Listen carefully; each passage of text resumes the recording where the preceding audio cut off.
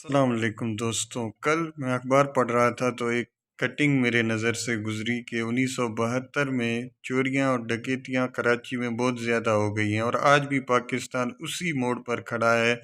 कोई भी चेंजिंग नहीं हुई। रोड पहले भी ख़राब थे, आज भी ख़राब है। सड़कें पहले भी ख़राब थी, आज भी ख़राब है। और उसके अलावा जुडिशल क्राइसिस, कॉन्स्टिट्यूशनल क्राइसिस जो आज चल रहे हैं, ये शुरू से ही थे। भुट्टे साहब के दौर में जैसे भुट्टे साहब को फांसी दी गई थी तो सिर्फ एक ही सूबे के जजों ने उसे लटकाया। आजकल भी इसी तरह की सूरत हाल आपको जुडिशरी में भी मिलेगी, आपको कॉन्स्टिट्यूशन में भी मिलेगी, आपको असम्बलीज में मिलेगी। आपको कोई भी डिपार्टमेंट पाकिस्तान का सही नमूने से काम करता हुआ नहीं मिलेगा। खली वली और बातें भी होंगी बहुत सारी।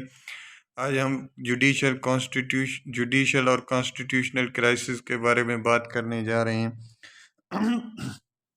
पंजाब में किसकी हुकूमत है किसी को नहीं पता। बाय नेम टिटुलर है शहबाज शरीफ है प्राइम मिनिस्टर, लेकिन शहबाज शरीफ आपारा से बाराकऊ से पार्लियामेंट हाउस तक के प्राइम मिनिस्टर हैं। पंजाब और केपीके में किसी की गवर्नमेंट नहीं। और उसके अलावा सिंध में पीपल्स पार्टी है, जीए भुट्टो। क्योंकि सिंधियों में ये है कि वो कहा जाता है ना कि भूखा हूँ नंगा हूँ सिंधी हूँ, लेकिन फिर भी अपने मुंह से जीए भुट्टो ज़रूर कहूँगा।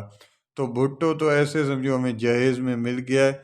और मुराद अली शाह साहब ने एक तकरीर में फरमाया कि पूरी आवाम सिंध की भुट्टो के कर्जाई है। भाई किस चीज़ के मकरूज़ हैं हम आपके? आपने हमें दिया क्या है? न सड़कें दी हैं, न लाइट दी है, न रोज़गार दिया है।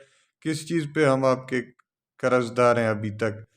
तो हम भुट्टो के कर्जदार हैं और भुट्टो का कर्ज जब तक हम मरेंगे और हमारी नस्लों के नस्ल भी मर जाएंगे, भुट्टो का कर्ज ख़त्म नहीं होगा।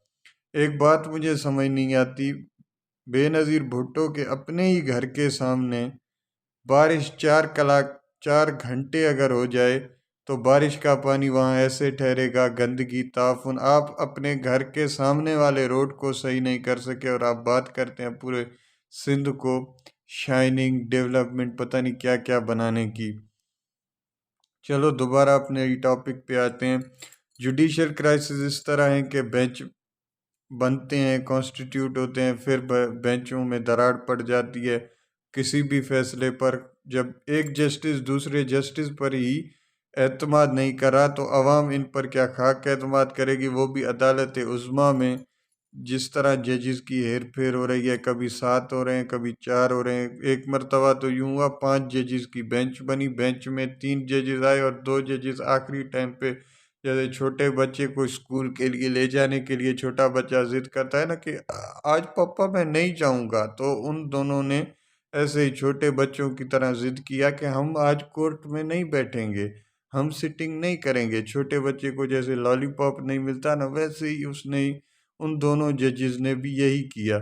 बात क्या थी कि काजी फाइज ईसा के साथ नहीं बैठना। क्यों? क्योंकि वो बलूचिस्तान से जज है और हम तो पंजाब के हैं, हम तो लाहौर के हैं, हम डीएचए के हैं, इस्लामाबाद के हैं। तो हम एक आम आदमी के सामने क्यों बैठें?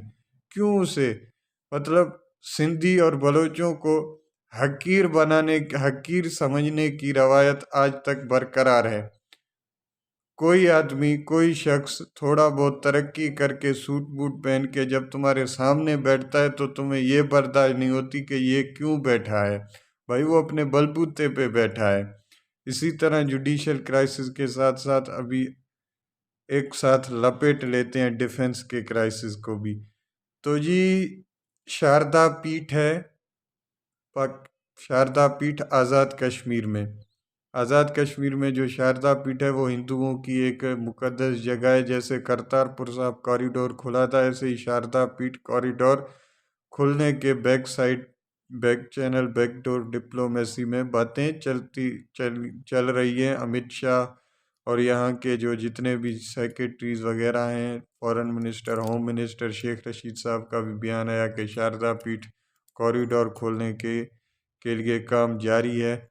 तो वहाँ के जितने भी हिंदू लोग हैं वो आज़ाद कश्मीर में आके अपने मुकद्दस जगह शारदा पीठ की क्या कर की ज़ियारत कर सकते हैं। वो अलग बात है कि जम्मू कश्मीर में हिंदुओं को बड़े बेदर्दी से वहाँ से धकेल के बाहर निकाला गया, क्योंकि आखिरकार कश्मीर को एक मुस्लिम रियासत जो बनाना था। अभी आगे चलते हैं, हम जिस मसले पे बात करते हैं कि अपने घर में दाने नहीं और हमें पूरी दुनिया का फिक्र है। रूस की हमें फिक्र है, बोस्निया की हमें फिक्र है, फ़लस्तीन की हमें फिक्र है, सीरिया की हमें फिक्र है, लबनान की हमें फिक्र है। हम सब के चाचे वहाँ में बने बैठेंगे, लेकिन हमारे यहाँ अवाम आटे की लाइन में, वो कोई बात नहीं। ठीक है, फिर एक और एपिसोड में आपके साथ मिलते हैं, इसीलिए अल्लाह हाफिज़।